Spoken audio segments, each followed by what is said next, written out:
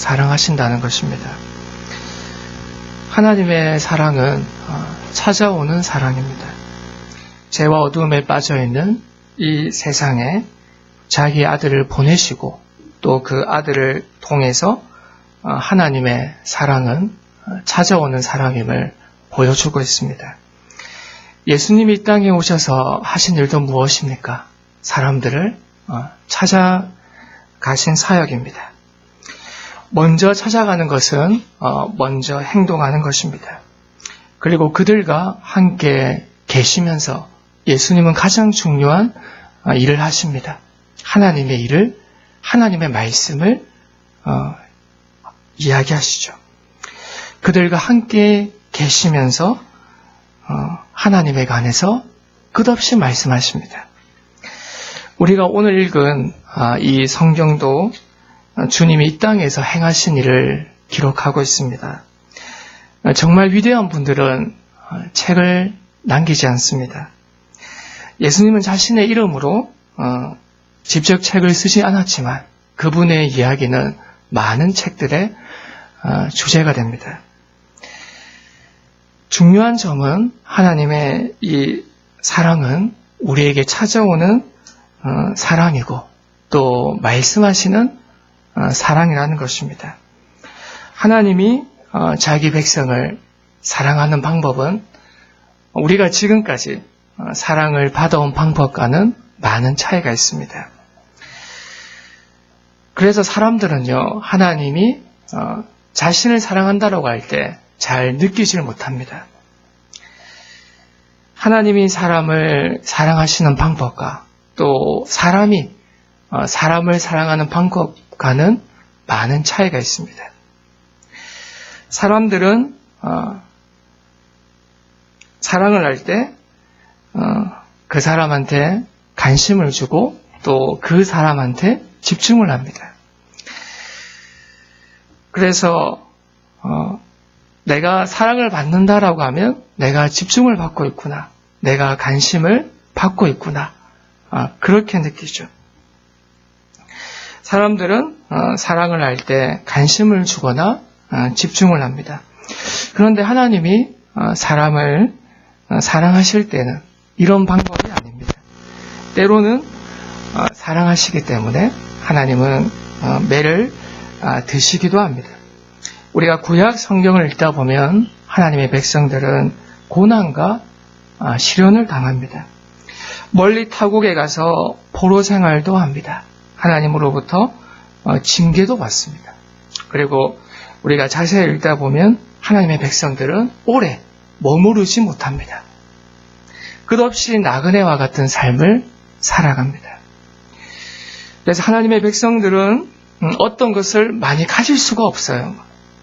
주도권, 기득권이라고 하는 것이 성경에는 없습니다. 그저 하늘을 바라보고 오늘을 묵묵히 살아갑니다. 그런데 이것이 하나님이 하나님의 백성들을 사랑하는 방법입니다. 오늘 본문을 통해서 하나님이 당신의 백성들을 사랑하는 그 방법을 한번 살펴보려고 합니다. 호세아는 이스라엘 백성이 포로가 되기 전에 활동했던 선지자입니다. 이때의 시기가 주전 8세기 정도로 생각됩니다. 사실 이때의 시대는요, 이스라엘 역사 가운데 가장 영적으로 어두웠던 시대입니다. 하나님은 암흑의 시대, 정말 이 어두운 시대에도 또 대선지자, 아주 불같은 선지자를 보내셨는데 우리가 잘 알고 있는 엘리야, 엘리사 같은 위대한 선지자를 통해서 그 당시에 우상 숭배를 하던 이스라엘 백성들을 또 바알의 선지자들을 심판하십니다. 엘리야, 엘리사 같은 선지자가 활동하는 이 시대는 비록 시대는 어두워도 영적인 불꽃들이, 아주 희망의 그런 영적인 불꽃들이 또 동시에 일어났던 시대입니다. 그러나 엘리야와 엘리사를 통한 영적 은혜의 시대가 지나가자 대다수의 선지자들은 또 이스라엘 백성들은 급속한 영적 침체기에 빠지게 됩니다. 사실 큰 인물들이 사라지고 난 다음에 그 후대에 가게 되면 대부분이 그 큰 인물들의 그 정신을 이어가기가 참 쉽지 않습니다. 더 이상 기댈 데가 없는 거죠. 큰 은혜 뒤에 찾아오는 절망과 고통은 어떻습니까? 이로 헤아릴 수가 없습니다. 선지자들은 대부분 은혜의 기근을 경험했습니다. 또 부패의 늪으로 빠져들었고 선지자 직분은 밥벌이를 위한 그런 직분으로 전락하고 말았습니다. 교회 직분자들이 이제 소명을 위해서 일하는 것이 아니라 먹고 살기 위해서 직분을 행했습니다. 종교활동이 비즈니스가 되는 그러한 시대가 호세아 시대입니다. 하지만 그럼에도 불구하고 하나님은 호세아를 통해서 이스라엘 역사 가운데 유례가 없는 큰 영적 운동을 지금 일으키려고 하십니다. 사실 이 시기에 하나님은 이 분열된 남한 국가, 특별히 북왕국 양쪽에 아주 특출한 선지자들을 일으키십니다. 선지자들은 어떤 일을 했습니까? 백성들의 죄악을 지적하고 또 앞으로 있게 될 포로 생활을 준비케 하고 동시에 하나님의 은혜로 이루어질 영광스러운 회복을 선언하게 됩니다. 사실 심판은요, 하나님의 방법입니다. 그런데 이 심판은 회복으로 가는 방법이 바로 심판입니다. 그러나 범죄한 이스라엘은 이것을 깨달지 못합니다. 벌을 받아야 하는데 이 벌이 무섭다고만 생각하지 벌을 통한 회복을 알지 못합니다. 이것이 사실 이스라엘의 비극입니다. 매를 맞아야 할 때를 매를 맞아야 할 때 매를 맞지 못하고 어떻게 피해 가다가 더 큰 벌을 받게 되는 것이죠. 재미있는 부분은 이렇게 영적으로 아주 어려운 이 상황에 이스라엘 나라의 힘은 아주 강력했습니다. 하나님을 섬기지 않았고 우상 숭배가 가장 번성했던 여로보암 2세와 아합 통치 시대 때 이스라엘은요 가장 번성했습니다. 가장 나라가 국력이 강했고 아주 권력이 막강했던 시대가 이 아합 시대입니다. 유례 없는 번영을 누리는 바로 그러한 때에 사람들은요 이스라엘 왕들은요 하나같이 하나님을 떠납니다. 사실 우리도 그렇지 않습니까? 힘들고 배고플 때 우리는 열심히 기도합니다. 그리고 하나님께 집중합니다. 그러나 물질적인 풍요와 또 여유가 있을 때 사람들의 마음에 간절함과 또 하나님을 향한 그런 마음은 그렇게 강하지 못합니다. 형식적인 예배와 또 듣기 좋은 말에 현혹되고 또 만족하게 됩니다. 교회를 찾아오는 이유가 자신의 부족함을 고백하고 또 회개하는 심정이 아니라 막연한 회복을 바라기 시작합니다. 좀 더 나았으면 좋겠다. 이런 마음으로 성도들은 교회를 찾아왔습니다. 하나님께 집중하는 예배가 아니라 나를 위한 예배, 나를 돕는 예배를 드리기 시작했던 것이죠. 바로 그러한 때가 호세아 시대입니다. 바로 그러한 때에 하나님은 이 북왕국의 호세아와 또 아모스라고 하는 선지자를 일으키십니다. 타락하고 또 오염된 이 사회를 향해서 도전적인 말씀을 주시는 것이죠. 동시에 남왕국에서는 대선지자 이사야와 미가를 일으켜셔서 백성들의 죄를 고발하십니다. 그러나 이스라엘은요 잘 듣지 않습니다. 백성들이 선지자의 말을 듣지 않는다라는 것을 우리는 성경을 통해서 잘 알 수 있습니다. 당신은요 이스라엘 백성들에게는 우리는 하나님의 선택받은 민족이다. 하나님의 선택받은 나라다. 이런 특권이 아주 강했습니다. 하나님이 어떻게 당신의 백성을 버리시겠는가? 하나님이 어떻게 우리를 심판하시겠는가? 그러나 이것은 착각이었습니다. 요나가 이 아수르의 그 수도인 니느웨에서 사역을 하게 되죠. 하나님은 이 느느웨의 사역을 통해서 하나님은 이스라엘뿐만이 아니라 다른 이방 민족도 사랑하고 계심을 보여주십니다. 하나님은 이스라엘만을 선택하지 않으셨음을 보여주십니다. 그래서 이스라엘의 이 선민 사상은 아주 잘못된 것입니다. 그들은 선민 사상의 뿌리로 아브라함을 이야기를 합니다. 우리가 아브라함의 언약을 자세히 보면 하나님의 관심은 아브라함 언약부터 이스라엘을 넘어서는 전 열방을 위한 언약임을 알 수 있습니다. 이스라엘은요, 대표로 선택되었습니다. 그러나 그들은 이 대표로의 사명에 실패합니다. 대표는 맞지만 대표가 행해야 될 사명에 실패하게 됩니다. 그래서 하나님은 이스라엘을 통한 이 구원의 길이 아니라 예수 그리스도를 통하여 직접 열방을 통한 구원의 길을 준비하십니다. 육신적 이스라엘은 참 이스라엘이 될 수 없습니다. 오직 영적인 이스라엘만이, 그리스도를 통하여 새롭게 형성된 이스라엘만이 참된 이스라엘임을 성경은 증언하고 있습니다. 이러한 배경 속에서 오늘 호세아서는 시작이 되어집니다. 오늘 본문 1절 말씀을 보면 우시아와 요담과 아하스와 히스기야가 이어 유다 왕이 된 시대, 곧 요아스의 아들 여로보암이 이스라엘 왕이 된 시대에 부엘의 아들 호세아에게 임한 여호와의 말씀이다 라고 이야기합니다. 호세아는 북이스라엘의 여로보암 2세의 통치 기간에 사역을 했습니다. 우리가 이 배경을 자세히 설명한 이유는 아마 여로보암을 소개하면서 이 시대가 번영의 시대였음을 상기시키는 데 목적이 있습니다. 이 시대는 아수르의 침략으로 북이스라엘이 멸망하기 직전의 시간입니다. 호세아는 북이스라엘을 향해서 예언한 선지자죠. 그들에게 아직도 회개할 시간이 남아있음을 선포했습니다. 그리고 임박한 이방 나라의 침략을 어쨌든지 간에 막으려고 했던 선지자가 호세아입니다.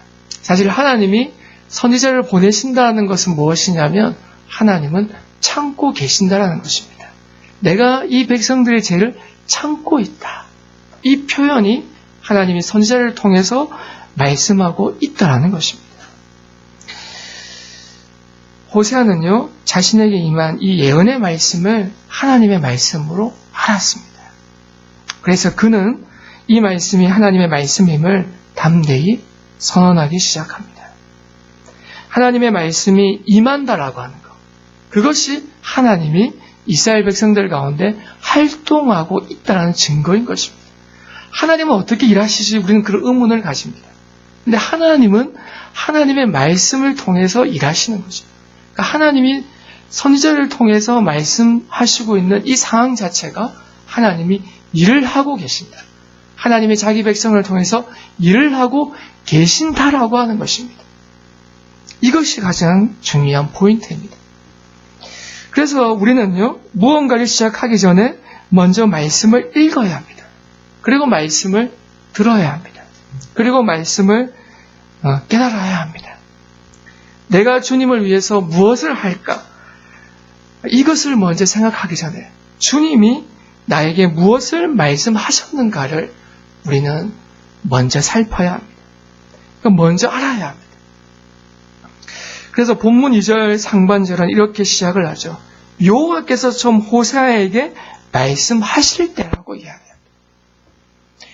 이 말을 그 원어 성경으로 보면 호세아와 함께 말씀하신 여호와 이렇게 번역할 수 있습니다. 호세아와 함께 말씀하신 여호와, 이것이 원문이 이야기하는 말씀인데 하나님이 지금 누구와 말씀하고 있습니까? 호세아와 함께 말씀하고 있습니다. 중심은요, 호세아가 아니라 하나님입니다. 구약 성경에서는요, 하나님이 하나님의 아들들과 변론하고 또 묻고 대답하는 장면들이 나옵니다. 우리는 보통 그것을 천상에서 벌어지는 어전회의라고 신학자들은 이야기합니다. 하늘에서 벌어지는 회의라고 하는 것이죠. 하나님이 호세아와 함께 하나님의 말씀으로 어두운 이스라엘 백성들의 이 시대 가운데 등장하고 계십니다. 그가 하나님께 소명을 또 받았다라는 것입니다. 그러나 여기에서 중심은요, 호세아와 그의 어떤 가족의 이야기가 아닙니다. 성경은요, 인간 호세아의 운명에 집중하지 않습니다. 호세아의 운명이 중요한 것이 아니라 하나님과 그의 말씀에 초점이 있습니다. 그러니까 이것이 두 번째 포인트입니다. 여러분, 하나님의 말씀은 무엇입니까? 오늘 말씀을 보니까 너는 가서 음란한 여자를 맞이해라. 음란한 자식들을 낳아라. 이 나라가 여호와를 떠나 크게 음란했다라고 이야기합니다. 음란한 여자를 아내로 맞아서 음란한 자식을 취하라는 것입니다. 야, 여러분 이상하지 않습니까? 하나님이 누구보다 더 거룩해야 될 선지자에게 음란한 여자를 취해서 자녀를 낳으라고 이야기합니다. 하지만 우리가 이 말씀의 강조점은 무엇입니까? 음란한 여자를 취하라, 자녀를 낳아라, 이것이 아니라 이 말씀의 강조점은 이것이 하나님의 명령이라고 하는 점입니다. 하나님은 이사야 선지자에게 이렇게 말씀하셨어요. 벗은 몸과 벗은 발로 3년을 보내라. 좀 이해가 안 되는 말씀이죠. 아니, 벗은 몸을 가지고 벌거벗은 채로 벗은 발로 3년을 보내라고 이사야 선지자에게 말씀하세요. 이게 무슨 하나님의 말씀입니까? 이상하죠. 예레미야한테는 어떻게 이야기합니까? 장례식에 가지 마라. 결혼을 포기하라라고 이야기하십니다. 이것도 이해할 수가 없어요. 아니, 사람들을 위로해야 될 장례식에 가지 말고 결혼하지 말라는 거예요. 아, 이상해. 이 말씀을 들으니까. 엘스겔한테는 이렇게 이야기를 합니다. 이것은 우리 아내분들이 들으면 좀 실망할 말씀인데 죽은 아내를 위해서 울지 마라. 이렇게 이야기해요. 우리가 보기에 호세아의 사명은요, 너무 가혹해요. 야, 어떻게 선지자에게 음란한 여자를 취해서 자식을 낳으라고 하는 그러한 말씀을 주실 수가 있는가? 이 말씀을 들으면요, 이해가 안 돼요. 야, 너무 선지자에게 가혹하신 게 아닌가? 하나님은 이런 분이셨어? 이러한 의문을 가실 때가 있습니다. 우리가 보기에 호세아의 사명은요, 너무 가혹한 것 같아요.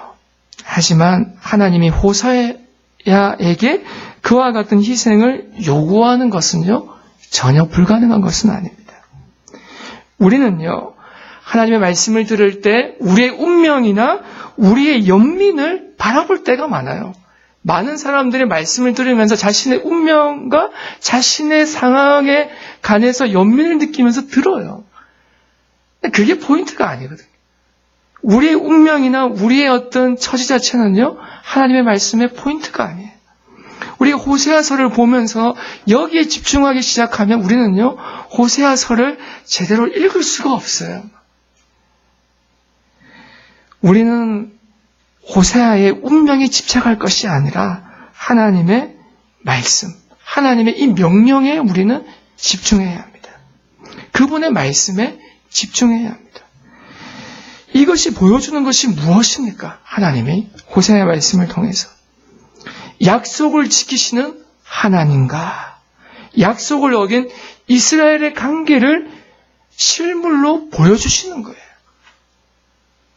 마치 이스라엘이 본 남편을 떠나서 음란한 여자에게 장가들고 결혼해서 아이를 낳은 그러한 자와 같다라는 것을 하나님은 지금 보여주고 있는 것이죠. 하나님이 음녀 같은 이스라엘을 그렇게 사랑하셔서 결혼하셨다라는 거예요. 여러분, 하나님이 이스라엘을 선택하신 것은요, 이스라엘이 거룩해서가 아닙니다. 하나님은요, 이스라엘이 이미 우상 숭배하고 있는 이스라엘을 선택하신 것이지, 우상 숭배 전에 이스라엘을 선택하신 게 아니에요.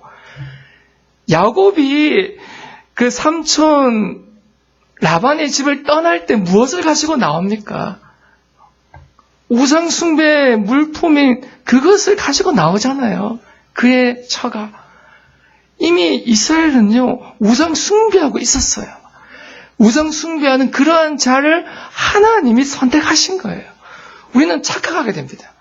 이스라엘이 거룩할 때, 우상 숭배하지 않았을 때 그들을 선택하셨다라고 생각을 하는데 아니에요. 성경을 읽다 보면 하나님은 이미 우상 숭배하고 음란한 이스라엘을 먼저 선택하십니다. 그러니까 하나님의 사랑은요, 우리의 생각을 너무나 뛰어넘고 있어요. 우리가 이해할 수 없어요. 이것이 하나님의 언약적인 사랑, 변함없는 사랑의 실체입니다. 사실 이스라엘의 역사는 하나님과 불결한 여인과의 결혼으로 이해할 수 있습니다. 이미 시작이 그래요. 에스겔서 20장을 보면 이스라엘이 출애굽 전부터 우상 숭배했다라고 이야기합니다. 여호수아와 아모스에서도 유다가 이미 그들 조상이 쫓았던 그릇된 간습과 악한 습관을 따라서 살았다라고 이야기하고 있습니다.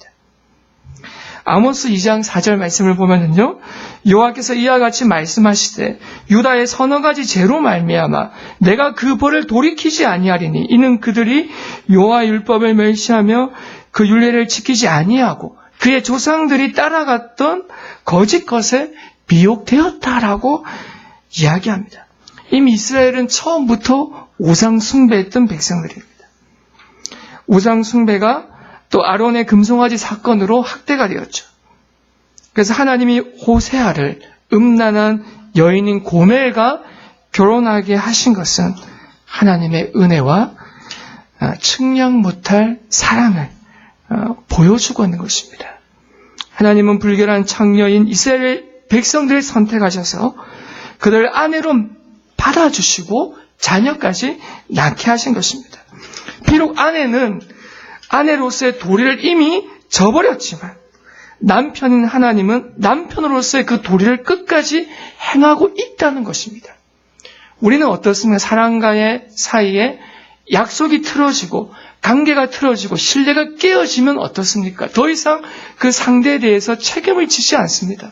왜? 이미 약속은 어긋났으니까. 이미 관계는 깨어졌으니까.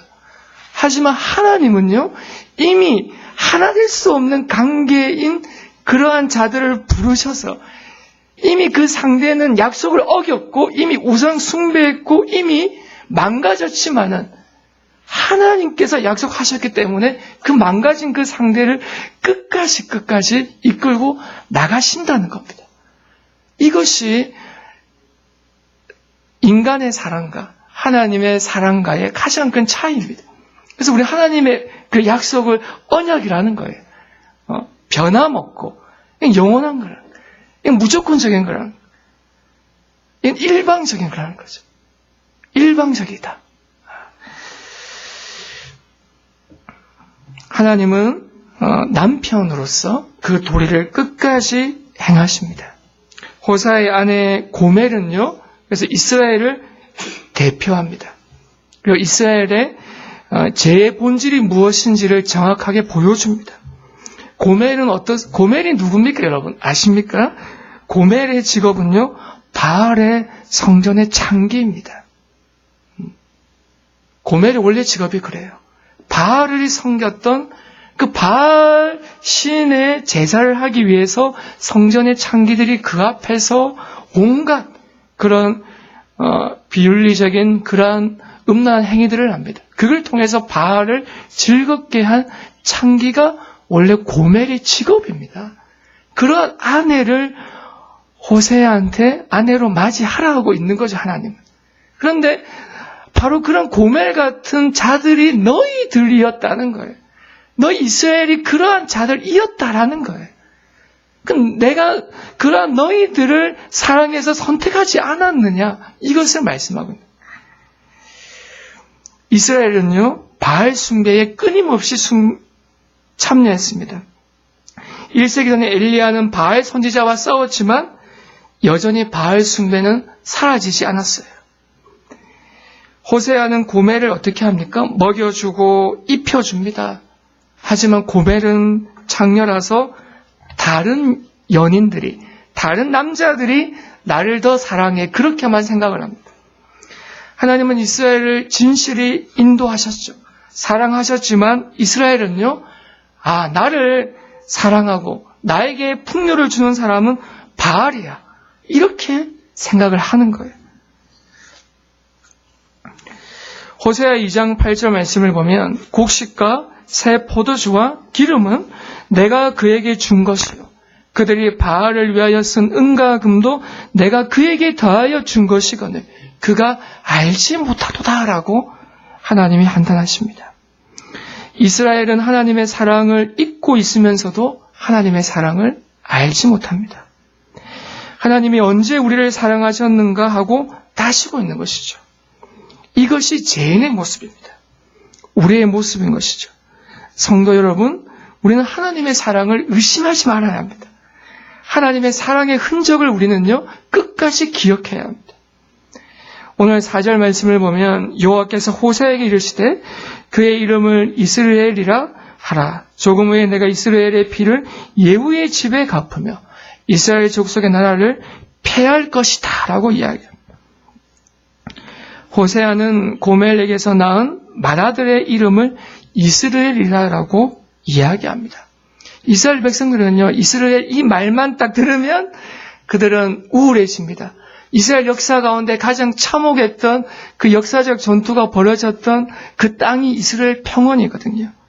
거기에서 어떤 일이 벌어졌습니까? 대선지자 엘리야, 엘리사가 아합과 이세벨한테 선전포고를 했던 곳이 그곳입니다. 장군 예후가 아주 피비린내 나는 잔인한 심판을 행했던 곳이 바로 이 이스라엘 평원입니다. 하나님은 엘리야가 예언한 예후를 통한 아합 집의 심판을 이제는 하나님의 심판으로 보았던 것입니다. 이어서 5절 말씀을 보면 그날에 내가 이스라엘 골짜기에서 이스라엘의 할을 꺾으리라고 말씀하십니다. 앞에서 언급한 것처럼 이스라엘은 이스라엘의 심판을 말하고 이스라엘의 할을 꺾는 것은 이스라엘이 더 이상 싸울 수 없는 지경에 이르게 될 것을 이야기합니다. 하나님은 그를 배반한 자들, 우상숭배자들을 살려두지 않으십니다.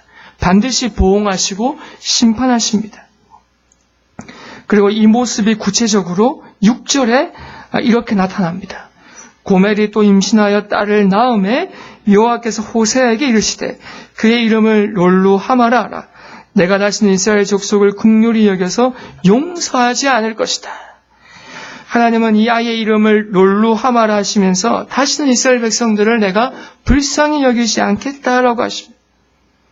하나님의 긍휼을 받지 못한 백성은요, 이미 죽은 백성입니다. 영적인 사망 선고가 내려졌습니다. 더 나아가서 하나님은 그 다음에 그 나올 아이의 이름을 로암미라라고 부르게 하십니다. 이 말의 뜻은 너희는 내 백성이 아니다 라고 이제 말씀하시는 것이죠. 이제 이스라엘에게 더 이상 살 소망이 보이지 않는 거예요. 모든 것은 절망으로 끝나게 됩니다. 그러나 바로 여기에서 하나님은 인간적인 절망이 큰 절망으로 치닫고 더 이상 소망이 보이지 않는 바로 여기에서 모두 다 한탄하고 이제 우리 끝났어, 이제 우리 망했어, 바로 그러한 때에 하나님은 제가 앞에서 말씀드린 것처럼 남편으로서의 의무를 행하시는 거예요. 이미 아내는 개박살이 났지만 남편으로서의 이 의무를 끝까지 행하시기 위해서 이제 하나님이 일하시는 거예요. 사람의 소망이 끝나는 곳에서 하나님은 보통 일하십니다. 사람의 소망이 끝나고 우리의 삶에 있어서 최고의 절망을 맛보게 될 때 하나님은 그곳에서 일하십니다. 오늘 10절 말씀을 보면 그러나 이스라엘 자손의 수가 바닷가에 모래같이 되어서 헤아릴 수도 없고 셀 수도 없을 것이며 전에 그들에게 이르기를 너희는 내 백성이 아니라 한 그곳에서 그들에게 이르기를 너희는 살아계신 하나님의 아들들이다 라고 말씀하십니다. 엄청난 반전이죠. 사실 이 말씀은요, 사도 바울이 로마서를 쓰면서 이렇게 신약에서 인용을 합니다. 우리 함께 찾아볼까요? 로마서 9장 25절, 26절 말씀입니다. 로마서 9장 25절, 26절 말씀입니다. 예, 제가 읽겠습니다. 호세아에 그래도 이르기를 내가 내 백성 아닌 자를 내 백성이라 사랑하지 아니한 자를 사랑한 자라 부르리라. 너희는 내 백성이 아니라 한 그곳에서 그들이 살아계신 하나님의 아들이라 일컬음을 받을 것이다 라고 말씀하고 있습니다. 사실 바울은 여기에서 하나님이 장차 유대인뿐만 아니라 이방인들에게도 큰 은혜를 베푸신다라고 말씀하십니다. 어떻게 하나님은 자기 백성이 아닌 자를 자기 백성으로 사랑하지 않는 자를 사랑한 자로 부르실 수 있습니까? 바울이 자기 마음대로 옛 언약을 지금 변경시키는 것이 아닙니다. 바울은 여기에서 이스라엘이 버림받았음을 아주 심각하게 선언하고 있습니다. 하나님의 심판으로 이스라엘은 더 이상 하나님의 심판의 대상이 됩니다. 하지만 제가 앞에서도 말씀드린 것처럼 하나님의 심판은요, 회복으로 가기 위한 이게 하나의 단계인 것입니다. 하나의 스텝인 것입니다. 하나님의 심판을 받아야지 이스라엘은 회복하게 됩니다. 이것이 방법이거든요. 근데 이스라엘 백성들은 하나님의 심판을 받고 벌을 받는다 생각을 하니까 도망가는 거예요. 도망가니까 우리가 여우 피하다가 뭐 만납니까? 곰 만난다고. 여우 피하다가 곰 만난다고 더 큰 벌을 받게 되는 것이죠. 실은 하나님은요, 하나님의 심판을 통해서 하나님의 백성을 새롭게 하십니다. 하나님의 심판으로 이들은 하나님이 아브라함을 부르기 전의 상태로 돌아가게 됩니다. 그리고 바울은 이 호세의 예언을 오늘날의 모든 이방인들에게, 모든 열방과 민족들에게 지금 선언하고 있습니다. 조용하고 있습니다. 하나님은 자기 백성이 아니라는 곳에서 하나님의 이스라엘을 새롭게 부르고 계시는 것이죠. 이방인들이 하나님의 백성으로 참여하게 되는 것입니다. 동시에 이스라엘 백성들이 심판을 받지만 그 가운데서도 남은 자들, 약속의 신실한 자들은 여전히 하나님의 백성으로 새로운 이스라엘에 참여하게 되는 것입니다. 그것이 오늘 우리가 여기서 이 교회에서 예배를 드리는 가장 중요한 기초인 것입니다. 하나님의 언약 가운데 우리가 불러서 이렇게 예배하고 있는 것이죠. 너무나 감사하고 있는 것이죠. 제가 오늘 그 대표 기도를 들으면서 정말 감사하더라고요. 제가 늘 교회를 갈 때마다 학생들에게 또 성도들에게 그렇게 이야기를 합니다. 제발 예배 중에 기도 가운데는 다른 기도하지 말고 하나님을 찬양하고 예배에 집중하는 기도만 했으면 좋겠다. 근데 오늘날 한국 교회 대다수의 교회들이 대표 기도 가운데 하나님을 찬양하는 기도가 없어요. 설교자들을 찬양하고 교회가 행했던 업적을 찬양하고 역사를 찬양하고 그런 기도를 왜 하는지 모르겠더라고요. 저는 정말 오늘 대표 기도의 그 말씀을 들으면서 우리가 하나님을 찬양할 수밖에 없는 거예요. 예배라고 하는 것은. 하나님의 그 언약 가운데 우리가 이렇게 불러 모아졌고 우리를 불러 모으신 하나님께 집중해서 예배하고 기도하는 것. 그것이 가장 중요한 기도의 본질이고 또 우리 예배에서 가장 중요한 부분입니다. 그래서 바울은 오늘 우리에게 하나님의 새 언약의 백성으로 또 이 예배에 참여하게 된 자들로서 하나님께 찬양할 수밖에 없음을 또 고백하고 있는 것입니다. 오늘 바울은 로마서 9장 25절 26절에서 아마 장차 유대인과 이방인이 함께 하나님의 백성이 되는 어떤 회복의 때를 소망하는 것 같습니다. 그래서 호세아가 10절에 예언한 이 말씀은 주전 700년대에 특정한 시대 가운데 주어졌지만은 이것은 당장 성취되는 것이 아니라 유대인과 이방인이 함께 하나님의 새 언약 백성이 될 때 비로소 성취가 될 것입니다. 그리고 지금도 성취되고 있습니다. 오늘 우리가 이방인으로서 하나님의 새 이스라엘에 참여했습니다.